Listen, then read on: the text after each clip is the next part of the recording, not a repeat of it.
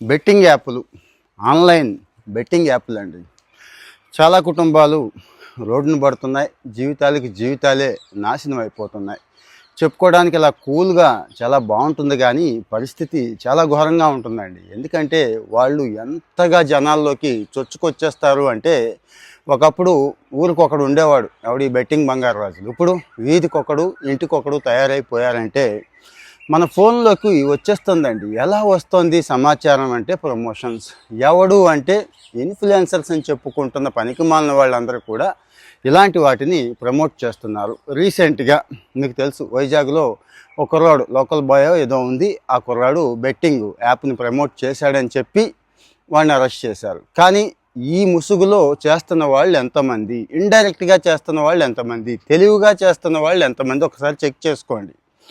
వాళ్ళు పాపం పేరుకి ఇన్ఫ్లుయెన్సర్స్ అండి. అంటే వాడి దగ్గర ఒక సబ్జెక్ట్ ఉంది, ఒక ప్రత్యేకత ఉంది కాబట్టి లక్షల్లోనూ, కొన్ని వాళ్ళకైతే మిలియన్స్లో కూడా ఫాలోవర్స్ ఉన్నారండి. మాలాగా ఇలాగ డ్రై స్టఫ్ చెప్పే వాళ్ళకి 2-3 సంవత్సరాలు కష్టపడినా కానీ 1,00,000 ఫాలోవర్స్ ఉండరు. ఒక లైక్ కొట్టడానికి, అంటే ఇలాంటి మంచి సమాచారం 10 మందికి వెళ్ళిపోతే మళ్ళీ ఎక్కడ ప్రమాదం అని ఒక లైక్ కొట్టడానికి, ఫాలో అవడానికి కూడా మన వాళ్ళు ఆలోచిస్తూ ఉంటారు. అవి మాత్రం మామూలుగా చూడరు. అంటే మీకు తెలుసు కదా, నెగిటివిటీ ఎంత స్పీడ్గా ఉంటుంది, అదొక అట్రాక్షన్. సరే, విషయానికి వచ్చేద్దాం.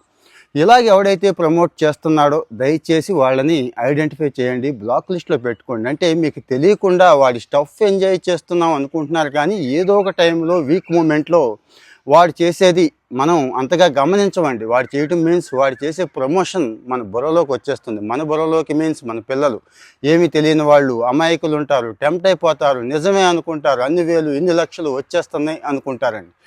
ఒక బెట్టింగ్ యాప్లే కాదండి, ఇంకా చాలా దరిద్రాలని వీళ్ళు ప్రమోట్ చేస్తున్నారు. ఎందుకు పనికిరాని ప్రొడక్ట్స్ని మార్కెట్లో పెద్ద కంపెనీలు, గొప్ప కంపెనీలే కల్తీ చేస్తున్నాయని చెప్పి మనం చదువుతున్నాం. ఊరు పేరు లేని కంపెనీలు, బ్యూటీ ప్రొడక్ట్స్ దగ్గర నుంచి ఎన్నంటే అన్నీ వీళ్ళు చేస్తున్నారండి. దయచేసి ఇలాంటి ఇన్ఫ్లుయెన్సర్లు చెప్తున్నవి మాత్రం దయచేసి కొనొద్దు. మీరు 1-2 సార్లు చెక్ చేసుకొని, లేబుల్స్ చూసుకొని, స్టడీ చేసి అప్పుడే కొనుక్కోండి తప్పించి, ఇక బెట్టింగ్ యాప్లు ఇంకొక రేంజ్ కదండి ఇవి.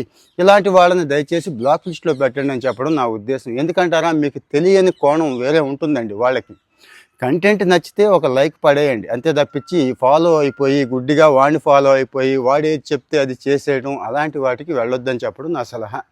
మరి పోలీసులు, మీకు తెలుసు మన చట్టాలు ఎలా ఉంటాయి, ఎంత గట్టిగా ఉంటాయి ఏంటి అనేది. సో మనం అయితే జాగ్రత్తగానే ఉండాలి. మీరు ఎవరిని ఫాలో అవుతున్నారు, ఎవరు మీకు బాగా నచ్చుతున్నారు కూడా 1-2 సార్లు చెక్ చేసుకోండి. ఆన్లైన్ అంతా మోసం, మాయ ఉంది కదా. కామెంట్లో మీ ఒపీనియన్ చెప్పండి.